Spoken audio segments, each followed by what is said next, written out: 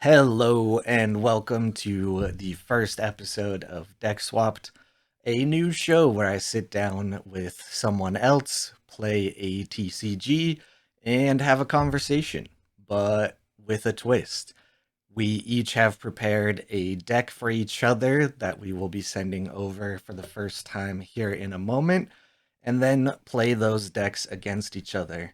I am joined today by the world champion of Altered TCG, TheKelonGuy.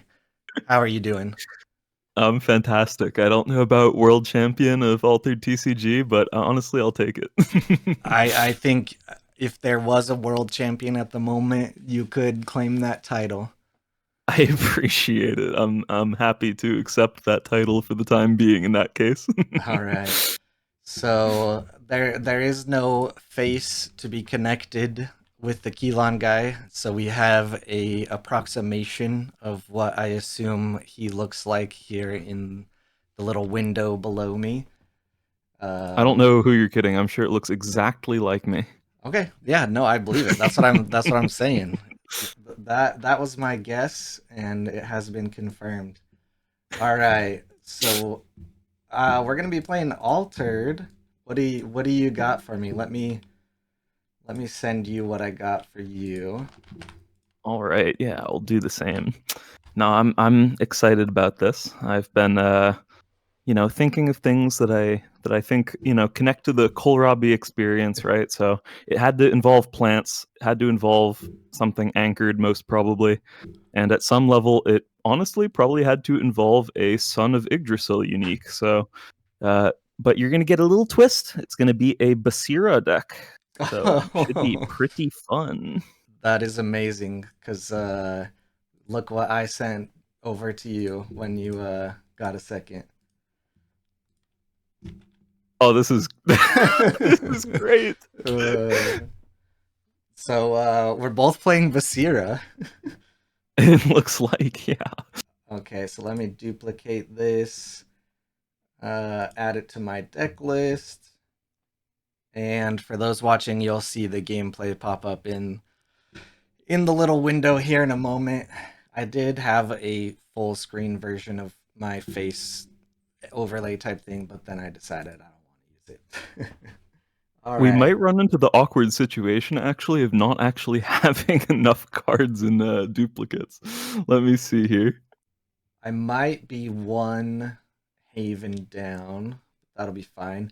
Cause we both did go to 39, right? But we're allowed to Mhm. swap in Yeah, you some. can swap in uniques for sure, but Yeah. I can also send you the Haven. That works too. I just traded two. Uh but then yeah, you're gonna send me that Son of Yggdrasil you really wanted me to have, right? Yes, yes, definitely. Okay. I cannot imagine playing against you while not worrying that you're going to play the Kohlrabi son of Yggdrasil and just destroy me. So Yeah. So that does make sense though, where if you're missing cards, you can just swap those cards for uniques or whatever fills out the deck. beautiful. Can't believe that we both Had the same idea. Yep. both picked Basira. That So is good. that is great. We're about to see how bad of a deck I made you, and it's gonna be a very good matchup since we both picked Basira. Yeah, I'm excited about that. That's pretty good. All right. I sent you an invite when you're ready. Okay. All right. Are you ready to play Basira versus Basira? I am. This should be unique, one of a kind. I don't think I've ever played a Basira version with 3 copies of Achilles in it before, so that will be pretty cool. uh, yeah, I think you But went I have, yeah. for like really good Basira, and I went for I don't even really know. Frustrating, making you frustrated.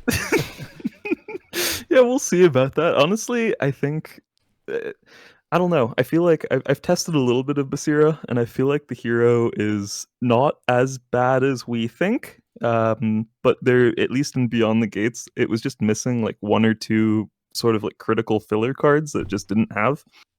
But at least as it stands, there are a few really powerful things going on with it. So I don't know. I feel like it could be there should be a few different ways that are all reasonably okay to build the deck, and this one definitely doesn't look bad. So I remember more so now what I was doing when I was building it. I don't know if you noticed, but I made sure to give you just about zero removal or interaction to of your course, opponent. yeah. But why would I need any of that? I don't uh, get it. yeah. Basira But is I've actually the Bravos hero that I have played the most. Oh, sweet, really? I like the demon. My deck is called demon mode. Hmm. But Nice. yeah, I could never get it to go as far as I wanted, so I didn't play it too much in the public eye. Fair enough. Mm. I am now realizing though that this opening hand I chose specifically Doesn't do. around yeah, not getting rid of certain cards is not doing me the best, but we'll just play it Oof. out. All right, I'll show you a unique. Ooh, the little pigs. If you control one or more landmarks, target character gains 2 boosts. Nice. At dusk, you may have target character other than Milu's fleeting. Also nice. Did I even give you any landmarks? Yeah, you gave me kill on cylinders, Oh so yeah, oh there's yeah. hope. Yeah, that was the other thing. I was like, why not just make him test this in a deck against me? I really like Kill on Cylinder. I just so wish they had given Basira, like, I understand why they didn't, but I wish they had given Basira the rare version from Axiom of Kill on Cylinder instead of the common version. If it was able to put a boost onto something directly when you play it, that would be so nice. Yeah. And then did I put Frank is Dr. Frankenstein in Bravos even? No, it's Lyra and Axiom. Okay. That's what I thought because I was like, "Oh, wouldn't this be cool if this could be reactivated?" But it can't. True. uh, all right. So now that we're here in the gameplay, first softball question here. Hit me with it. Who is the Kelon guy? Who is the TheKelonGuy? That's a great question. Well, I guess you can answer that on multiple levels, right? So if I'm answering the, like, how did I come to whatever a Killon guy is? I don't know. Maybe it's that little axolotl guy in the Killon Elemental card image. Maybe it's the guy checking out the cool axolotl thing in the background of that card image. Realistically, I'm a person. I live in Switzerland. I'm doing a very Swiss thing at the moment, drinking a soda that actually, the original one, Rivella, it's called, was made with like a milk serum, like some part of like cheese production or something. But it's like, a good nice soda. Now, I mean, I'm drinking a vegan one, so a little different than the past there, but good stuff. But no, I'm from Switzerland. I have a background with other card games, most notably Magic the Gathering, that I played a lot of.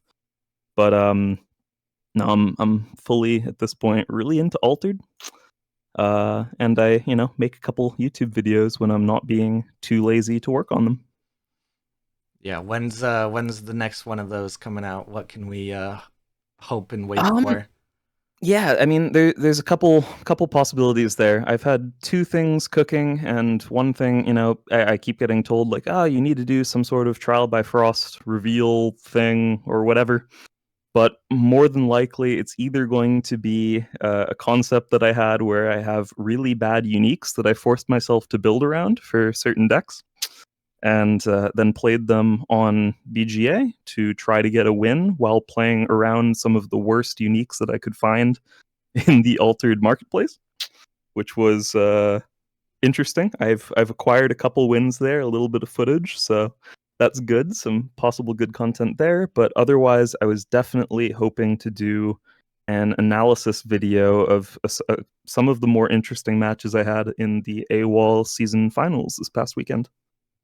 Nice. Yeah, I feel like just from the couple of times I've uploaded competitive videos, like the Mhm. season one Ace finals, there were people just asking for more like English competitive commentary. A lot of Mhm. it right now is all in French. Yeah, So that AWOL video sounds really nice, but selfishly, I'm uh I'm looking at that other one, the bad yeah, exactly. uniques. It is a fun idea, and it was very painful trying to play around the uniques in many cases. The one that I've definitely acquired that win on was playing a die rolling Navenka, where because I had a landmark restriction on the unique, I had to build around the Ouroboros, the die rolling. You get to roll an extra die landmark. So that one was particularly painful, but really fun to try to snag a win with. Nice. And I assume you're not doing those type of games on your fancy new AQZ TheKelonGuy account, right? Actually, I played a couple of the games on my main account. This one that you're seeing in this game right here is I'm probably just going to be using it for tournaments, but otherwise, I've done most of. Oh, actually, I've done a lot of testing on my main account. I didn't really care so much about the arena ranking or elo of it for most of the season. Just happily bouncing up and down, between 450, then playing a bunch of a really terrible deck, falling back down to under 200, and then climbing back up with something else. I don't know. I haven't been super attached to it in that sense. But yeah, it's been interesting, but most of the testing I do in general is typically somewhere hidden on some other account typically. That's the way to do it. As for our game right here, we are just like avoiding each other, and the issue Yeah. that I am running into right now is I have some things that could combo really well together, but I'm like one mana short. So Yeah. I mean, like I love that this Bravos Tracer is here and it is lovely and boosted, and I removed the fleeting, but I wasn't able to contest the hero side here at all. It's true. And now you're which one are you yeah, target other than me, so you have to let the Chiron have Exactly. fleeting removed, which I mean I is did have not a the bad choice. opportunity. I could have chosen your Bravos Tracer, but There you go. I would have appreciated that. I believe you. All right, what do we got here? So let me count. Hmm. Ooh, this is getting interesting. Okay. All right. We both gave each other Tiny Jin, which some people might know is actually probably my favorite card mechanically. And now seeing us, well, I just told you that I have it in my hand because I never revealed it to you, but you built the deck, so you know anyways. It's true. Uh, uh, I really have not tried it in Basira very much, but it's similar to Tasia, where I you don't really have to worry about playing it twice, and that is my favorite way to play Tiny Chin. That's reasonable, yeah. There's I the Keylon cylinder. I wonder how I feel about the rare versus the common Tiny Gin, actually. I think that's one of these areas with Basira where, especially with the next set coming up, we're going to see a lot of cooking going on. But I think there's good arguments for either, actually. It's definitely a deck that doesn't have that many rare slots to, slot in whatever they want with. So at least when building yours, I sort of changed that rare slot over to playing the out of faction Dracana rare. But I think the common is still pretty reasonable, luckily. Yeah. What's really gonna hurt me here is I am not gonna be able to trigger the Basira because I did not have anything to discard in my reserve. Ouch. Um, But what we mentioned it a minute ago with your account name. What Mhm. is AQZ?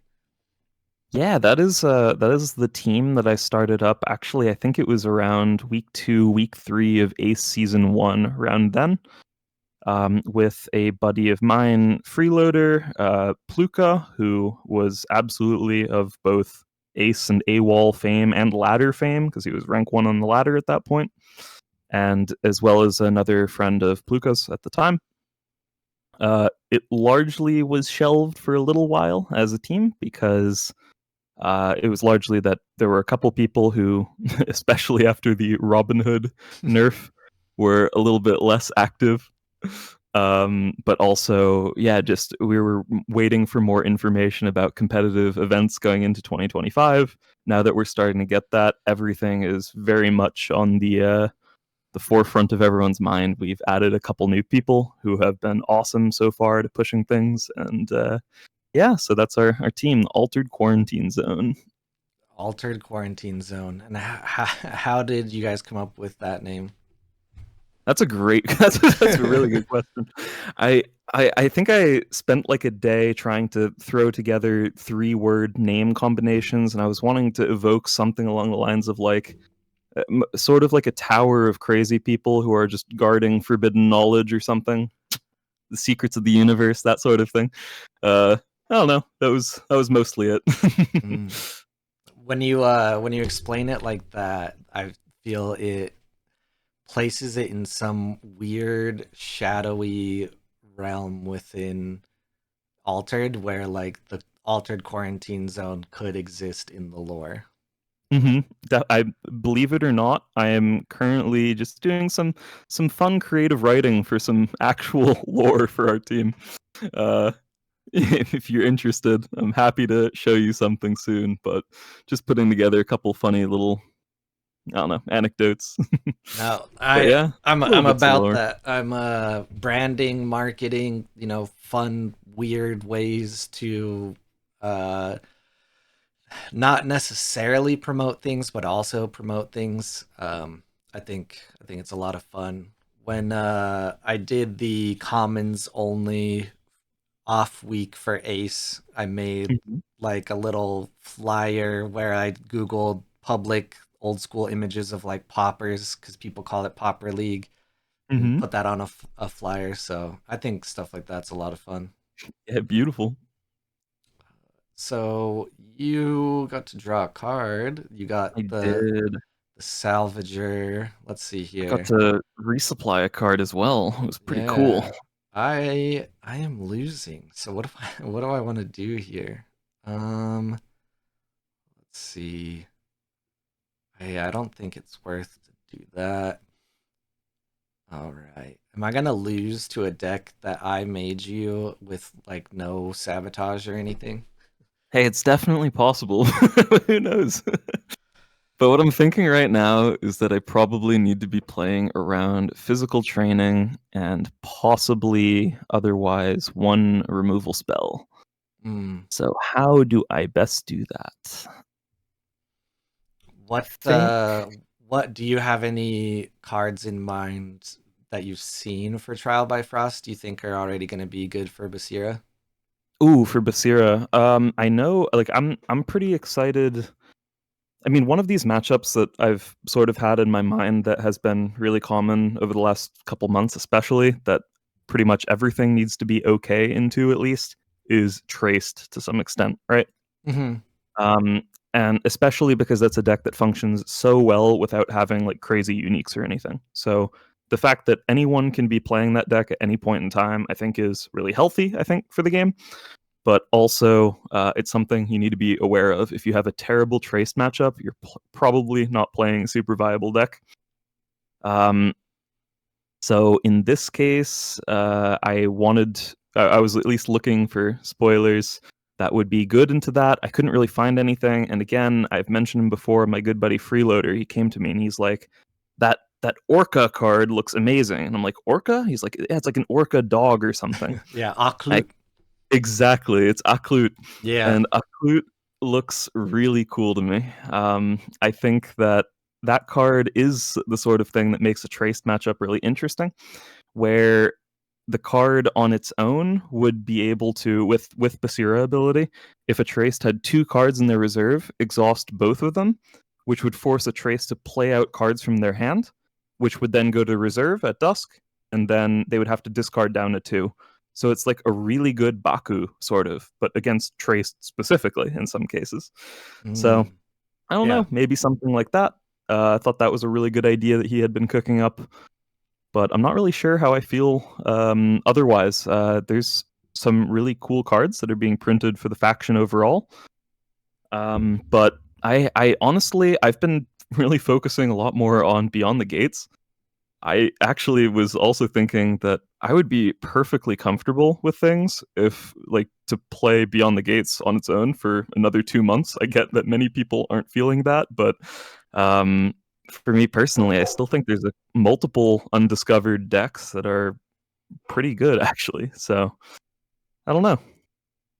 Yeah, that I fully agree with that because it's always felt weird to me that people are saying like, "Oh, there's been a downturn in attendance for like locals and tournaments and things like that because everyone is tired of Beyond the Gates." To me, the last month or two have been the most exciting moments of Beyond the Gates because we've seen so much cooking as we say, because I just forgot what the more proper word would Mm, be.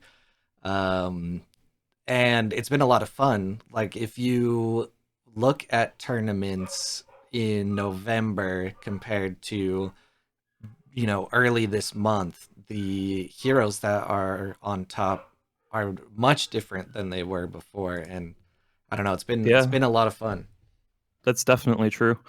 I don't know. Even back in the days where Waru was clearly the top dog, there was a lot of cooking happening even there. People trying to figure out what actually makes Robin Hood not as insane. There were a couple heroes that were starting to get favorable matchups into Waru. They were often not worth it because they had so many other unfavorable matchups still, but I think that, I mean, it's a very new game. We have a new set coming out, so clearly everything's going to change there. But even if we had a little bit more time with just the set that we were on, I think there's still some room for things to shake up even further. But yeah, it's interesting. I get it though as well. Like, I'm also happy seeing new cards. It's exciting. But I would have been happy continuing as such.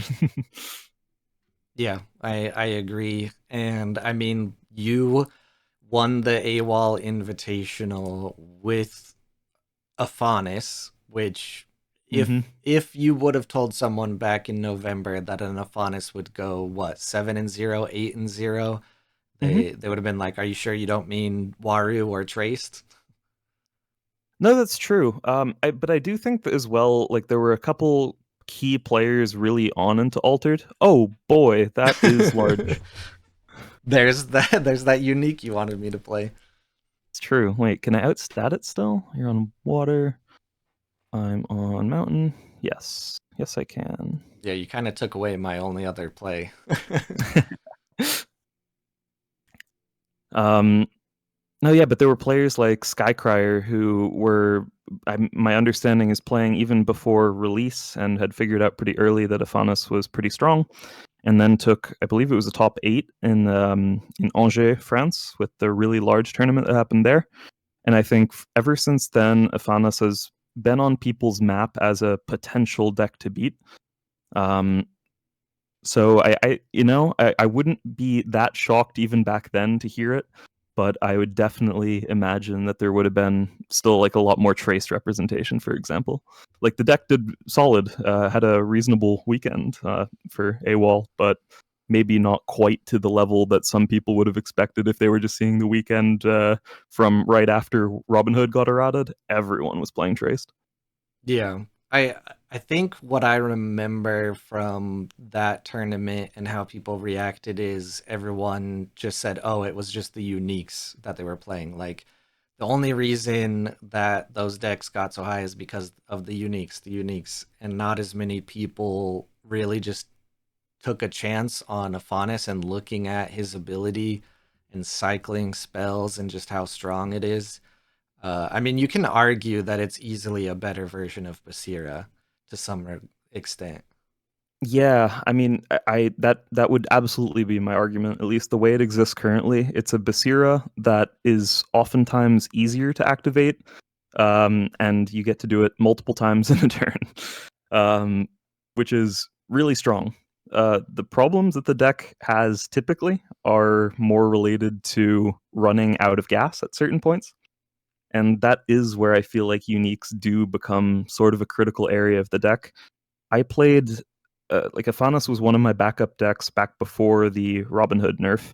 I was playing Waru at the time, an absolute Robin Hood abuser. I was, um, but the I think the thing about it was that at the time I did not have uniques for Afanas that were super well suited.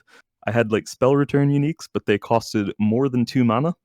And unfortunately, that gives the deck a ton of bad matchups that it no longer has if they cost less. So it's where, and it's a deck where it's one of the few decks in the game, actually, probably the only one, where you do sort of get a direct exchange rate between mana that you invest in your turn and stats on your board just with the hero ability. So for every mana I have, that's typically going to be one more magical training I can cast, one more other spell just in general, and that does turn just into additional stats. So it's incredibly strong in the late game if you do have gas still, and uniques like that really just ensure that you always do. And if they're low enough cost, you can actually contest the early game with them still as well, which is sort of ridiculous. That is the really strong thing about the deck, at least to me. Yeah.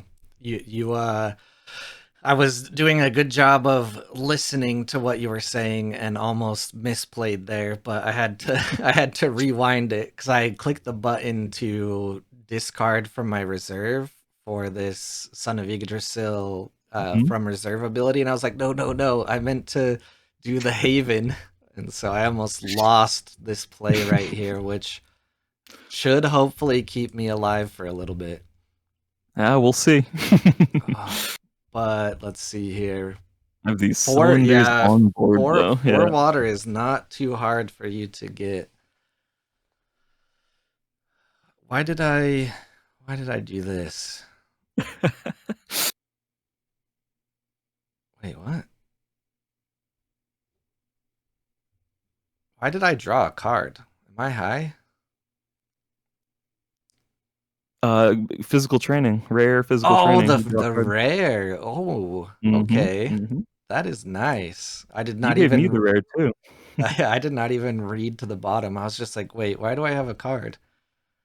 All I right. am very passionate about rare physical training. That is at least sort of the glue for a lot of these decks at the moment. Like in Bravos, um, struggles sometimes, but it's uh, it's one of these things that can really leverage a mana advantage. And when you're playing a tiny Jin deck, you're likely to have that. I can't believe you're about to win by one water. No, it'll be 4 water. Yeah, that mana there. This sun, Wild Mighty, was just a little too costly. He But was. He was. the other thing I have in my hand is another Haven, Ooh. which I guess could have given me a good resupply if I didn't play the sun. But I don't know. I think this just goes to show that the better player, no matter what deck is in hand, will come out on top in the end. I don't know if that's necessarily always the case here, but but yeah, it does look like this one. I think it was really just that early interaction that you had to play out the sabotager on the first turn, and I got the one Yeah. expedition. I just got to ride that out the rest of the game. Yeah, so what did I mana? When my opening hand, I had two mana eruptions in hand, which was really unfortunate. Um and then I think I had a Chiron. Can't remember too much of what else, but I also had the Bravos Tracer, which again, if I have nothing in reserve, it's not gonna give me that one boost. But I mean, two mana for a 3/3/4 That's pretty good. I was able Mm, to remove the fleeting from it with helping hand. So that is the synergy. I do like that. yeah. So what did you think of the deck? Did it inspire or spark any thoughts for Basira? Actually, I mean, the thing I liked, I just felt like every single turn I got to use virtually all of the mana. I do think Kill on Cylinder is pretty good for the deck, actually. Um, but yeah, I'm really wondering just how to maximize those sort of good turn ones, because if you are able to just, get a turn one lead with the deck like Basira, you're definitely able to push an advantage like that across the rest of the game. Um, yeah, I like it actually. It felt really good. Yeah, when you had both Keylon cylinders, I was looking at having two at once and just Mhm. thinking if you have two, both of them don't have to be exhausted technically, so you can kind of, bounce back and forth. Yep. I guess the hard part is it worth the rare slot? That is a good question. At least while there isn't the glue that really holds decks like that together yet, I think yes, but I wonder how that will be going into the new set. I think there's likely to be a few more interesting options, but it does feel really strong at the moment. Like it's a good play early, especially like what I had there was a unique that plays around a landmark synergy. So I got to draw extra cards off of it. That felt really good. Yeah, I don't know. Especially if you're working with uniques that have a landmark synergy, seems awesome. Love it. Well, we're a little over a half an hour, which felt like no time at all. That's But true. people have their short attention spans. What did you think of the format? Do you think you'd do it again? Do you think there's some good things that can come out of this? What are you thinking? I think it's super fun. I definitely enjoyed both putting the deck together originally and sort of, keeping in mind what I thought would be fun to put into a deck for you. But also, yeah, like I was testing it out while doing so, and it was really fun as well running a few games on BGA and being like, wait, this actually feels pretty nice. Like, this is good. I enjoyed that for sure. And otherwise, I love hanging out and playing Altered in general in all of its forms. So I'm happy. Awesome. What about in the future a 2v2 deck swapped? Oh, that's interesting. I 2v2 is crazy. I've only tried it once or like one day in my life, and that format both felt very fun and incredibly unbalanced in the most ridiculous way, like throwing tokens around on the board into all sorts of different places, and just one player on the team not caring at all about their own progressions, just playing like small step giant leaps on your teammates expeditions. Like, that's crazy.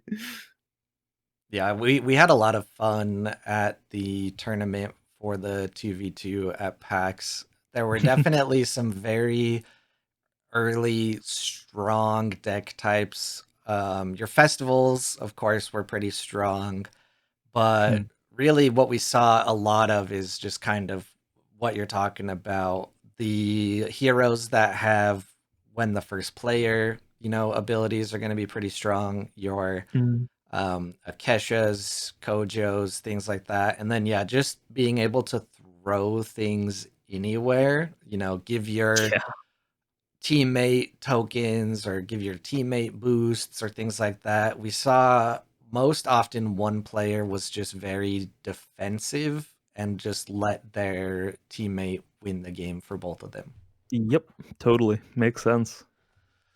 All right. Any last words? Anyone you want to thank for your rise to world champion? Anything you're looking forward to you want to tell the people about? Oh man, what am I looking forward to?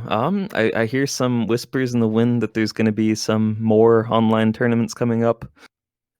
Possibly ones run through some teammates of mine in AQZ. So keep your eye out for that. That's going to be cool. Otherwise, shout outs to pretty much everyone who's been involved running events online, especially. I think that's been really awesome and gives a lot of life to I guess people who want to be competitive players but don't really have the local scene. And so I would also say shout out to those competitive players who have been playing on BGA. I mean, you're what makes it so fun to play on BGA. So thanks for that. And yeah, otherwise, my team, my people, and people like you, Kohlrabi, it's awesome. Thanks for having me. Well, thank you for joining. It was a lot of fun having you be the first guinea pig. I will get this all edited and see it pretty soon. I'll let you go to bed over there in the land far away. What? Nah, I can't do that. I have arena games to Oh practice. gosh. All right. Maybe I'll stop by and spectate some of those arena games so I Fair can enough. learn how to better win. But I will see you next time. See you next time.